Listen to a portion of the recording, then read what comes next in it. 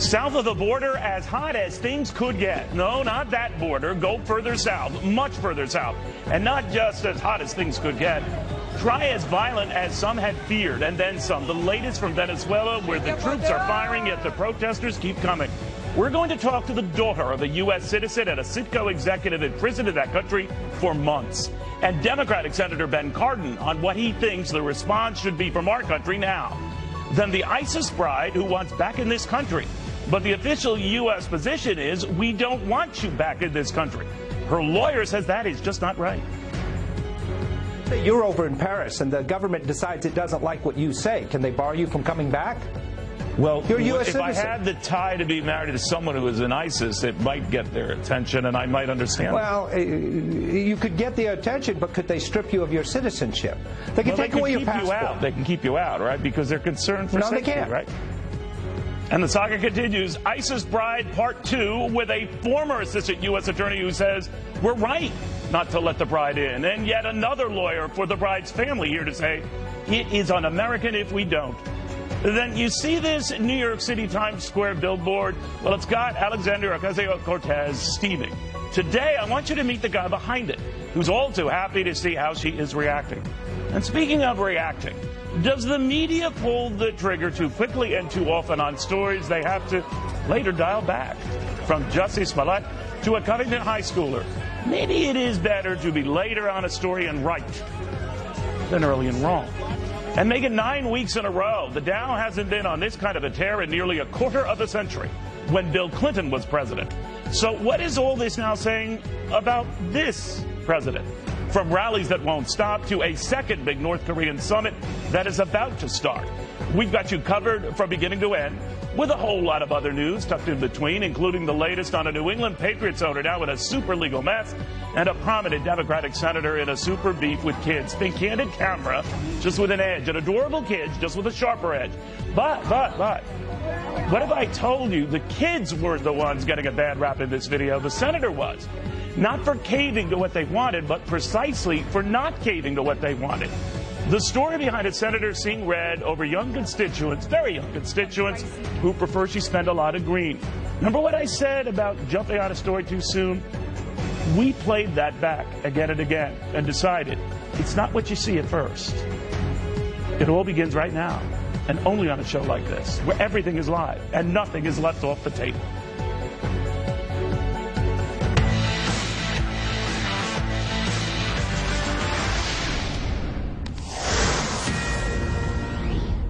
All right, taking to the border right now between Colombia and Venezuela, where it could get hot and heavy later on today.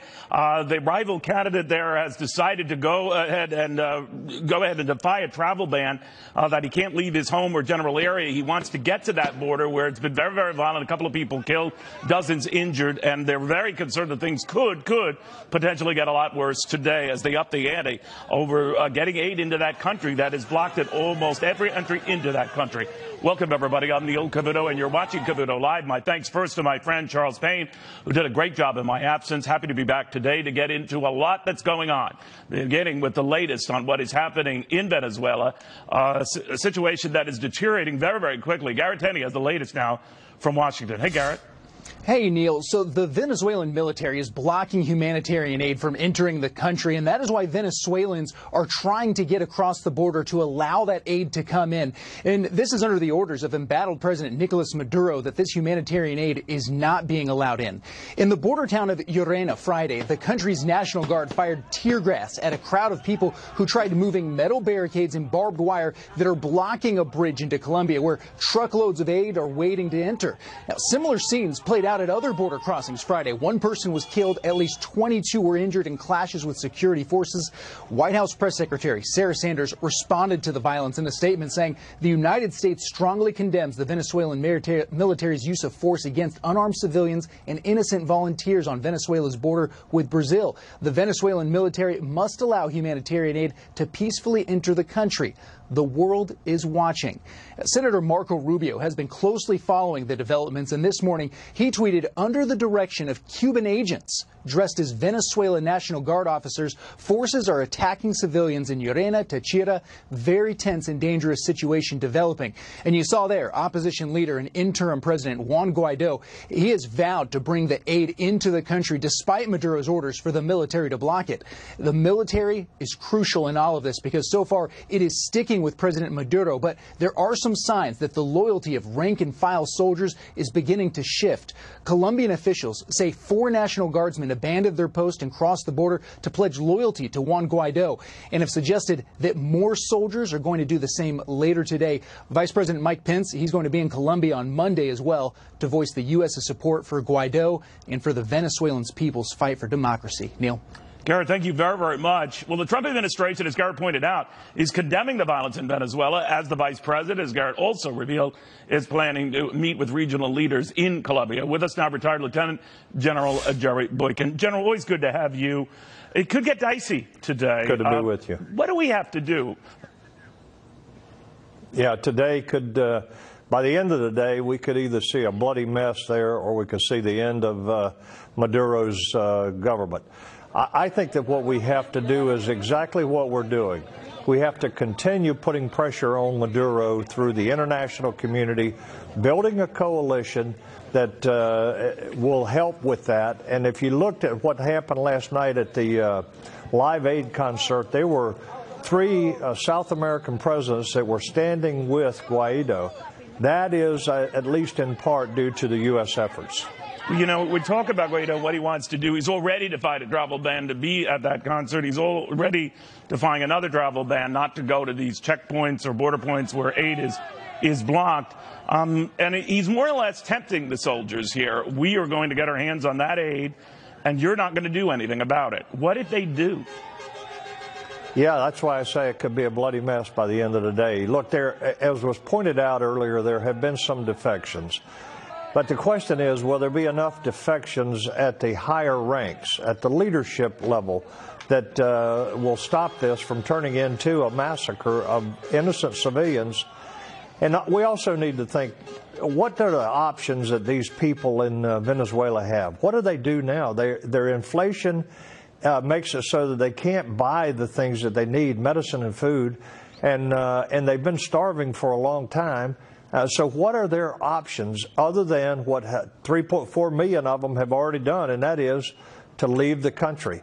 But there are a lot of people that can't leave that country. So what are their options except to stand up to this government?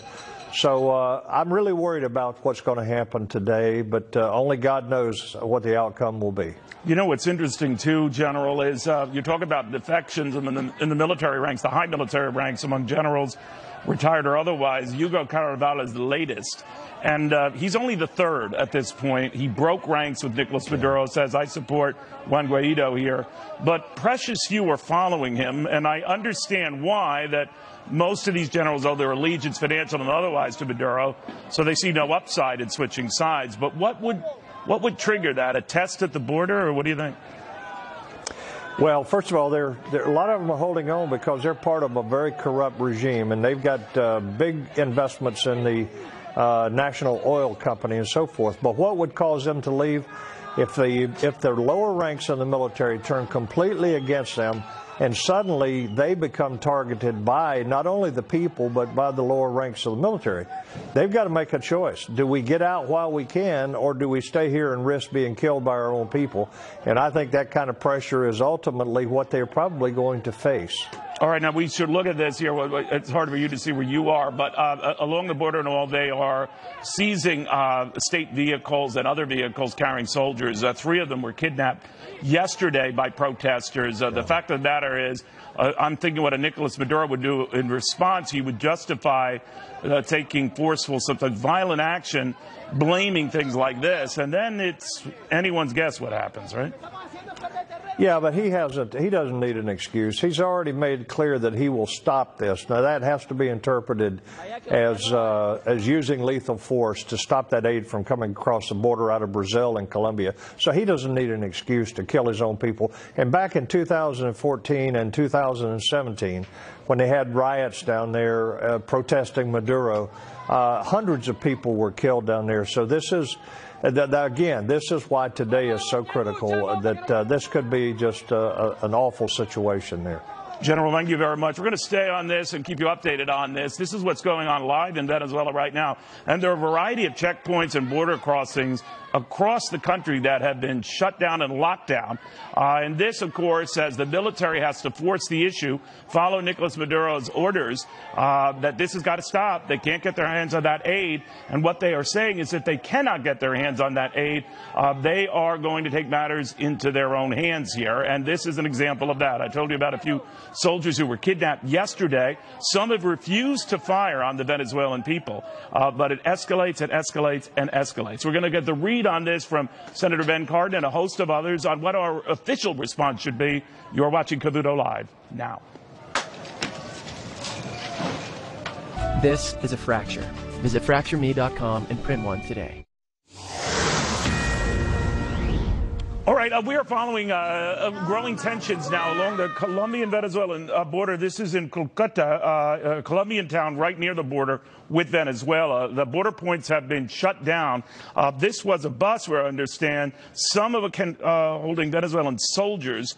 Some were defecting to Colombia. We don't know the full details yet, but protesters, I don't know which on what side, stormed the bus, attacked the bus. It's on fire now, as you can see. It was hitting some power lines along the Colombian border here.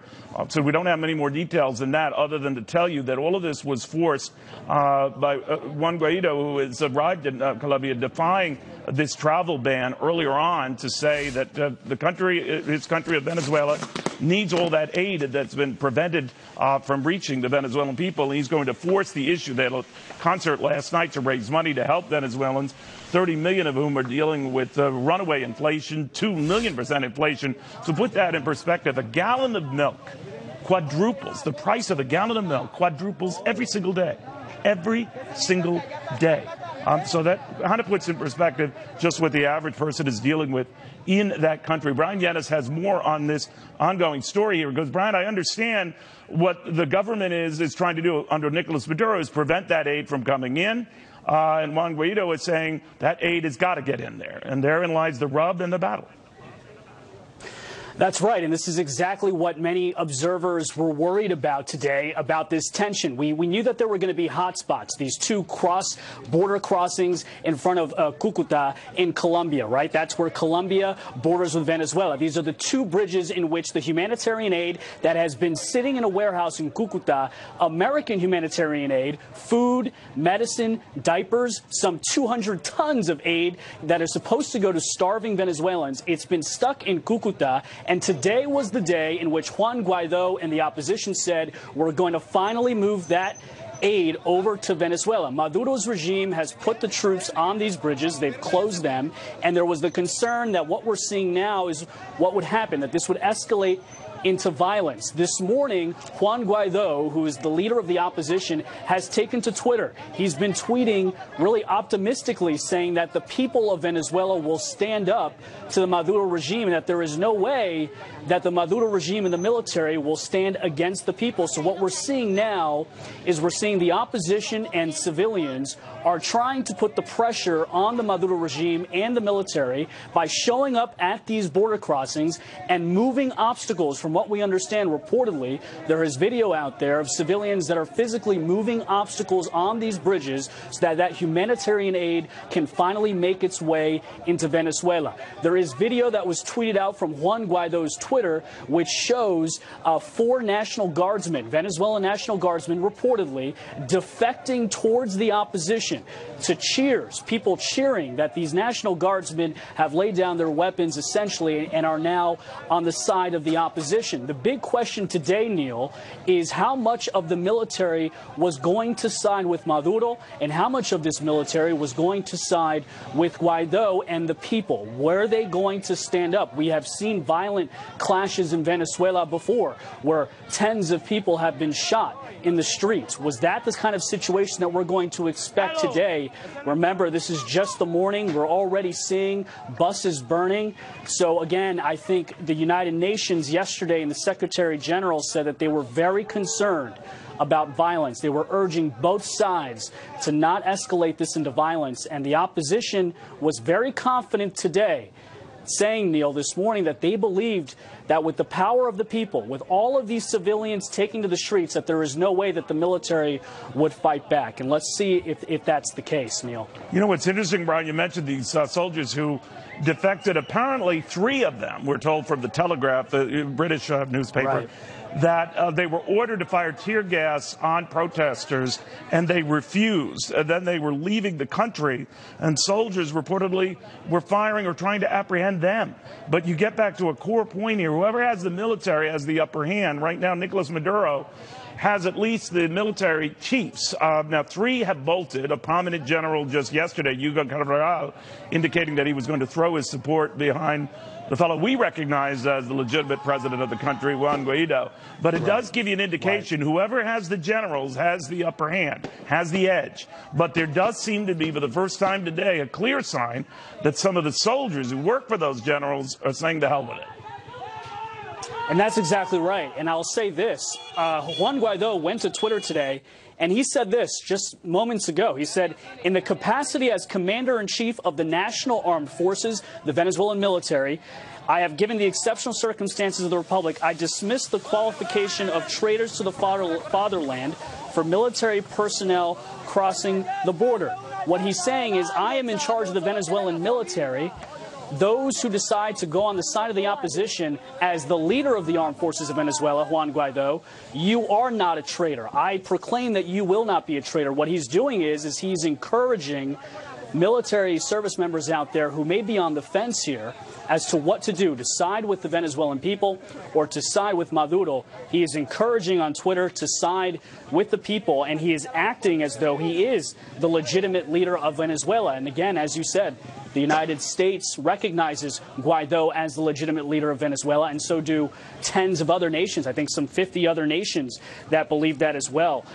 He also went on to say on Twitter just moments ago as well, Neil, Juan Guaido, anyone who is not on the side of the people and who prevents the entry of humanitarian aid is a deserter who betrays our people, those who accompany us to save the lives of Venezuelans are true patriots. I think the question now today, Neil, is as we look at these hot spots, not only on the border between Venezuela and Colombia, but also on the border between Venezuela and Brazil. There was a clash there yesterday with 1 woman died and 12 others were injured.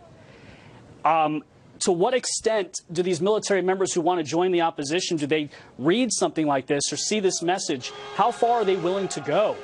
And how far are those who are loyal to Maduro willing to go? Again, this is a very dangerous situation right now in Venezuela. And the UN Secretary General, again, yesterday, they had the meeting, and there was real concern about today. And so far, just hours into the day, we really need to keep taking a look at this. Any wrong move here can escalate quickly. Yeah, it already has. Thank you very, very much, my friend Brian Yanis. Just to put this in perspective on what you're looking at here, this is a country that on a per capita basis, little more than 2 decades ago, was among the richest on earth, knee-deep in oil revenues that made it the envy of Latin America. Everyone wanted to be connected to Venezuela.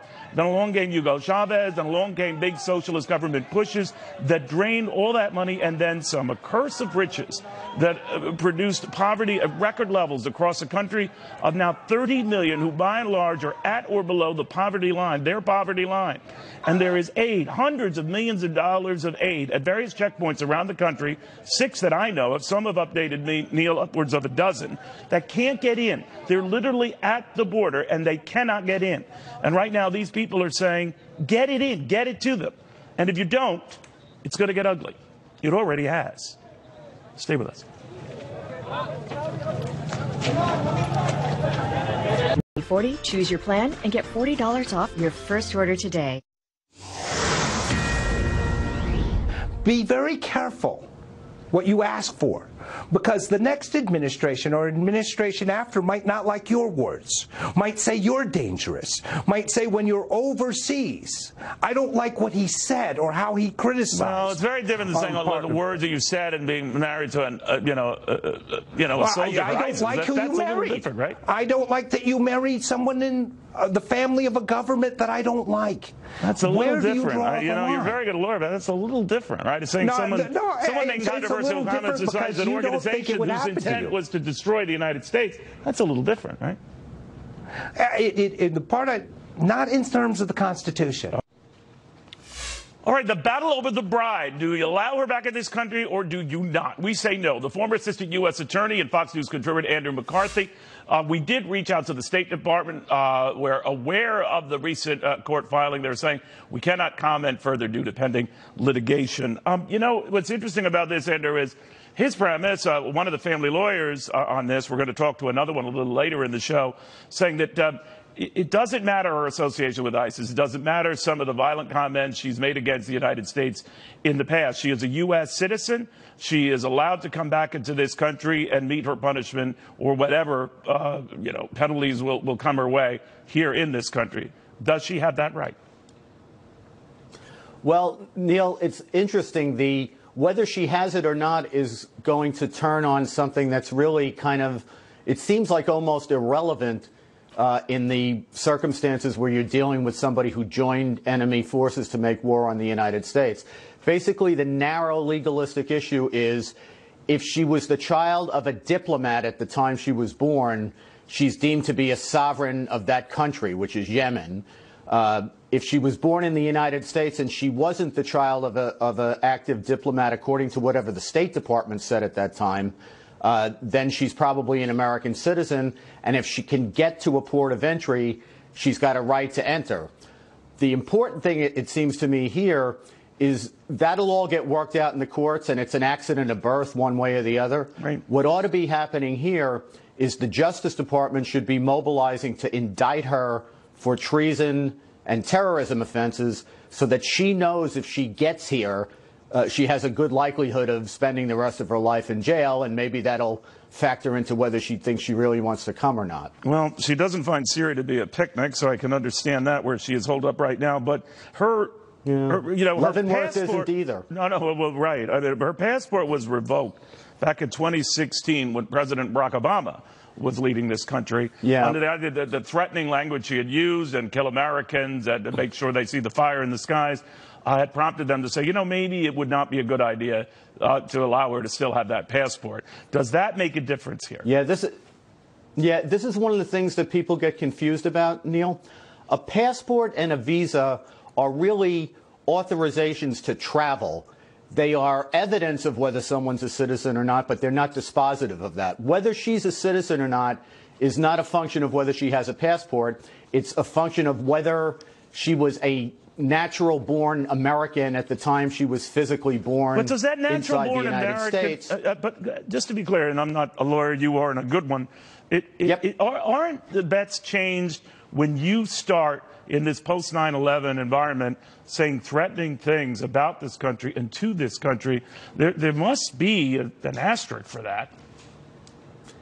Yeah, Neil, I wish it were the case, and I think in a sane world, if you made war against your country and joined the enemy during wartime, that should be deemed to renounce your citizenship in effect.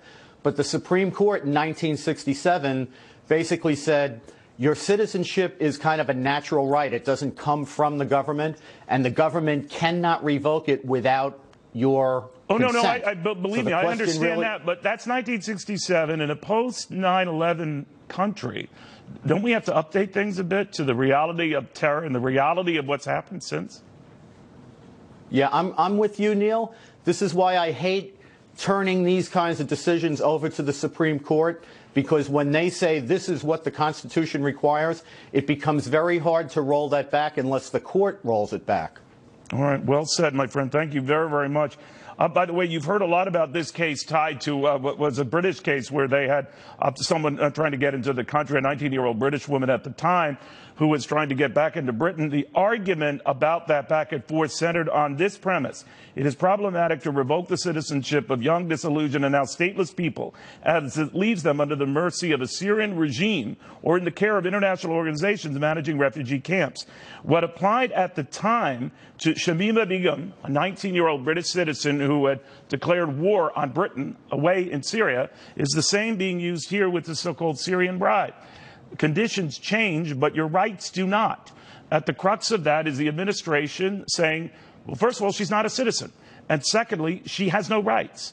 And thirdly, right now, she has no passport. More to this. Online or call 866-905-BID8 and save 40% plus get fat-burning shakes free. You are looking live at Juan Guaido. He is the guy we recognize as a legitimate leader of Venezuela for the time being, not Nicolas Maduro.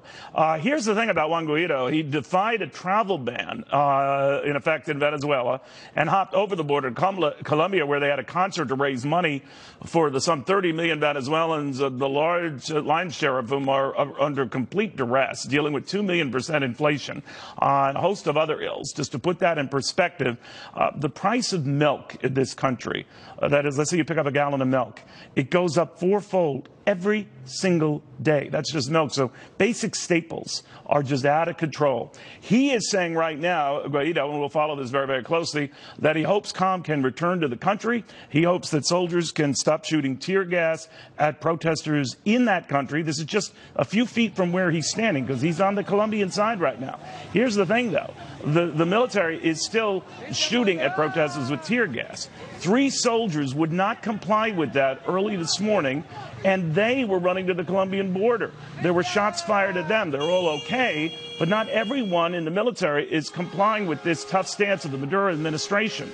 Now the question is, what do we do to force the issue of aid that is at checkpoints all across the country but cannot come in?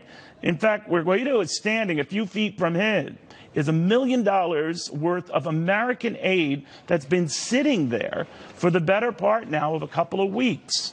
What is the United States of America to do? A top Democrat on the Senate Foreign Relations Committee joins us right now, Senator Ben Cardin. Senator, thank you for taking the time. Neil, it's good to be with you. Same here, sir. It is a tough position to be in, but what can we do?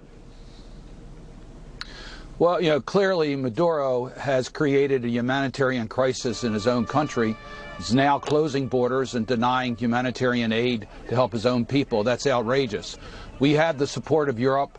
We really need to isolate the international community that is supporting the Maduro regime, that includes Russia and China, and make it clear that's unacceptable, that we have to work to provide the humanitarian aid to the people who are desperate within Venezuela. That needs to be our priority, the safety of the Venezuelans. Do you worry, though? I mean, if that aid can't come in, and you have Guaido right now forcing the issue and trying to make sure it gets in, but unfortunately he's in Colombia, what if they don't let him back in? Then all of a sudden he's a leader by distance. Well, we know the challenge of effectively having control of a country. Maduro has lost all legitimacy. Guaido is doing everything he can to, as an interim president, so there can be free and fair elections, so the Venezuelans can choose their future.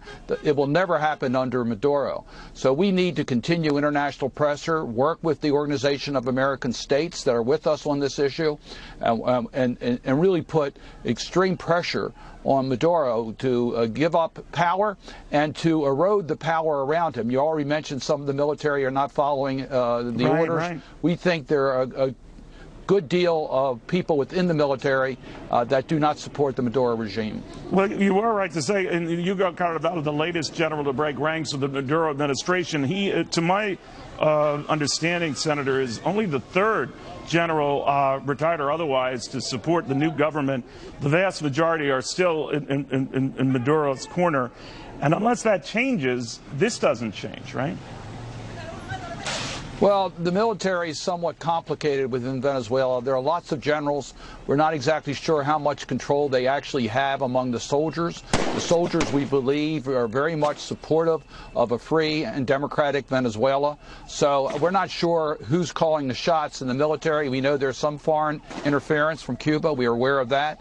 So it's a little more complicated than whether generals will walk away or not. We think the effective management of the military is very much in question. All right, I'm just for those watching live right now, and this is just from a little while ago, Senator, it's hard to see where you are, but this is on the Colombian side, and these are Colombian soldiers. I just want to make that clear, and they're trying to deal with the unrest, certainly in their country, as a result of this. But I did want to talk to you, sir, about this note that was scribbled on John Bolton's legal pad a few weeks ago, talking about 5,000 U.S. troops in Colombia. Whether that was by accident or to send a signal, what do you think of that if we were suddenly to send troops to that border?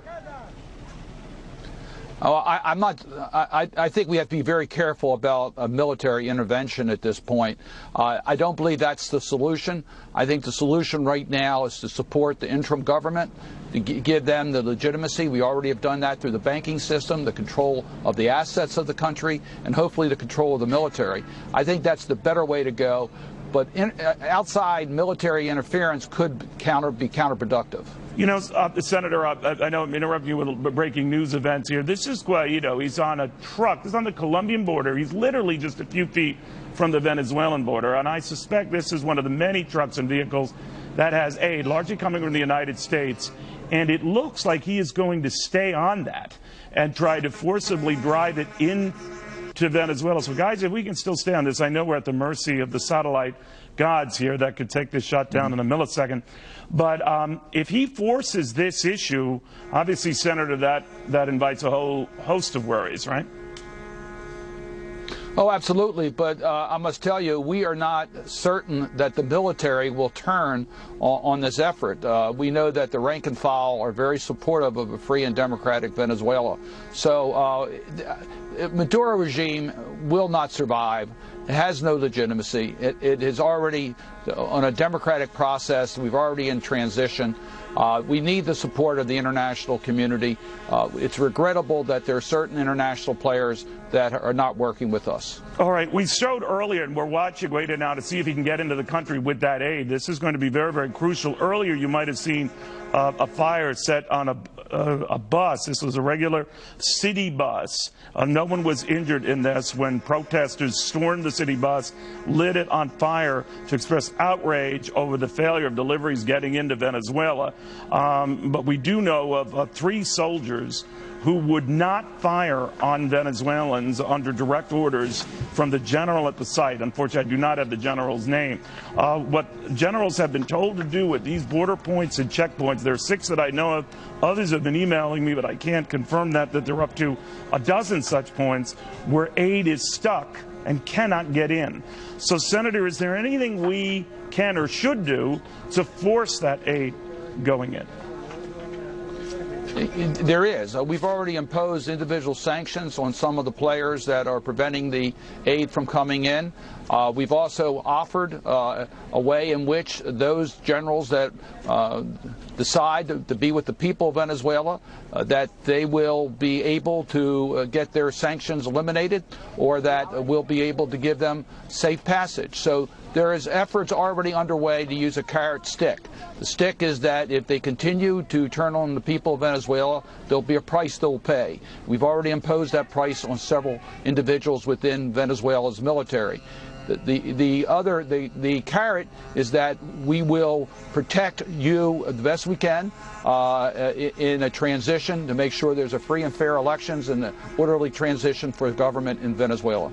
All right, Senator, thank you very much. I know I hit you with a lot there as a breaking news, and I appreciate your patience and understanding. Senator Ben Cardin, key member of the Senate Foreign Relations Committee in the beautiful state of Maryland.